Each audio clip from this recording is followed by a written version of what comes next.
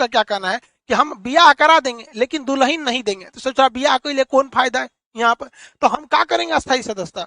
कभी कभी अमेरिका की हर जय हिंद। देखिए भारत को जब से यूएन सिक्योरिटी काउंसिल की अध्यक्षता मिली है वो क्या क्या स्टेप आगे बढ़ा है और सेंट्रल एशिया में पीस को लेके क्या आगे इंप्रूवमेंट हुआ है इसको हम समझते हैं। ये इंटरनेशनल रिलेशन में एक बहुत इंपॉर्टेंट रोल करेगा।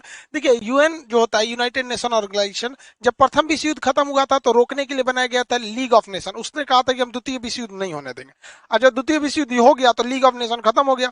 तो लीग ऑफ नेशन के बाद अब बना यूनाइटेड नेशन ऑर्गेनाइजेशन यूएनओ। इसका कहना है कि हम थर्ड वर्ल्ड वॉर नहीं होने देंगे। जिस दिन थर्ड वर्ल्ड वॉर हुआ यूएनओ भी खत्म ही हो जाएगा।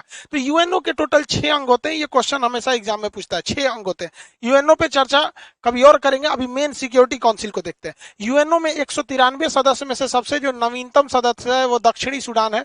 यूएनओ का जो सबसे बड़ा अंग होता है वो जनरल असेंबली होता है। इसमें टोटल सदस्य जाते हैं मीटिंग में भाग लेने। सितंबर महीने में इसकी मीटिंग होती है। मोदी जी भी जाते हैं, हर देश के राष्ट्राध्यक्ष इसमें जाते हैं। इसे पूरे विश्व का लघु संसद, छोटा संसद कहा जाता है। जबकि सबसे मेन जो सबसे बड़ा पावरफुल अंग होता है इसका वो होता है सिक्योरिटी काउंसिल। इसे दुनिया का पुलिसमैन के नाम से भी जाना जाता है। तो यूएन की ये बिल्डिंग है, ये सारी मीटिंग्स वगैरह इसी हॉल में होती है। बाकी इसके जो ऑफिसर्स वगैरह जो बाकी प्लानिंग फाइलें वगैरह रहती है सब में बिल्डिंग में होती है। अब इसमें यूएन सिक्योरिटी काउंसिल को थोड़ा सा समझते हैं। यूएन सिक्योरिटी काउंसिल जो है, इस सिक्योरिटी काउंसिल में इसे शॉर्टकट में यूएनएससी कहते हैं, यूएन सिक्योरिटी काउंसिल। इसमें टोटल 15 मेंबर होते हैं। 10 जो होते हैं टेम्पररी होते हैं अस्थायी, और 5 जो होते हैं अस्थायी होते हैं यानी परमानेंट होते हैं। जो 10 टेम्पररी होते हैं उनका कार्यकाल जो होता है वो केवल 2 साल का होता है। 10 साल पहले भारत भी था, अभी भारत भी इसका सदस्य है 2 साल के लिए, 2021-2022। उसके बाद फिर किसी और को मिल जाएगा।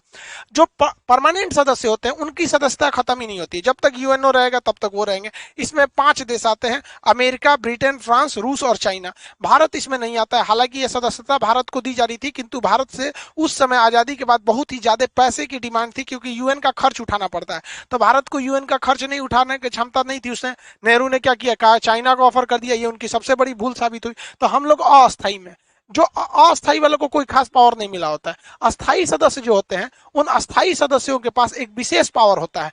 विशेष पावर को कहते हैं वीटो पावर। वो चाहेंगे तो किसी भी प्रस्ताव को रोक सकते हैं। पूरी दुनिया राजी हो लेकिन किसी 5 में से कोई एक कह देगा नहीं, यानी वीटो, तो वो प्रस्ताव रद्द कर दिया जाता है। तो वीटो का पावर बहुत ज्यादा है। वीटो उन्हीं को मिलता है जो परमानेंट मेंबर होते हैं। अब हम लोग परमानेंट मेंबर नहीं है। अब हम लोग को क्या करना पड़ता है, जाके वहां पे अप्लाई करना पड़ेगा, हमें परमानेंट मेंबर चाहिए। तो यूएन के 193 में से लगभग 2/3 मेजोरिटी हाँ कहना चाहिए, और साथ ही साथ उसमें ये 5 का रेडी रहना जरूरी है। इसमें चाइना सबसे बड़ा रंगा लगा देता है। अब ये वीटो पावर इतना पावरफुल होता है कि आप खुद सोचिए कि यूएनएससी जो है, यूएनएससी ये सद्दाम हुसैन पर सैंक्शन लगा दिया, लद्दाख गद्दाफी पर क्या लगाया था, सैंक्शन लगाया था, बहुत सारा कार्रवाई किया था। लेकिन 1971 में जब भारत पाकिस्तान का पूर्वी पाकिस्तान पर हमला करके उसे बांग्लादेश बनाया, तो यूएन में चाइना उठाने का मुद्दा किया था, इसको पाकिस्तान ने भी किया था, लेकिन रूस ने वीटो कर दिया कि नहीं, ये प्रस्ताव, इस पर चर्चा नहीं होगी, खत्म हो गया यहाँ पे। जब भारत ने 370 को हटाया तो पाकिस्तान ने भी सोचा कि इसको पूरी अच्छे से उठाया जाए यूएन में। वीटो करने के बाद वो भी खत्म हो गया। तो दुनिया में सबसे ज्यादा अगर वीटो किसी ने किया है तो वो रसिया ने किया है, यूएसएसआर ने किया है, और सबसे कम अगर वीटो किया है तो चाइना ने किया है। चाइना और फ्रांस बहुत कम करते हैं। चाइना दूसरे के मैटर में नहीं पड़ता है। चाइना का काम है हमको अपने मतलब से मतलब रहता है।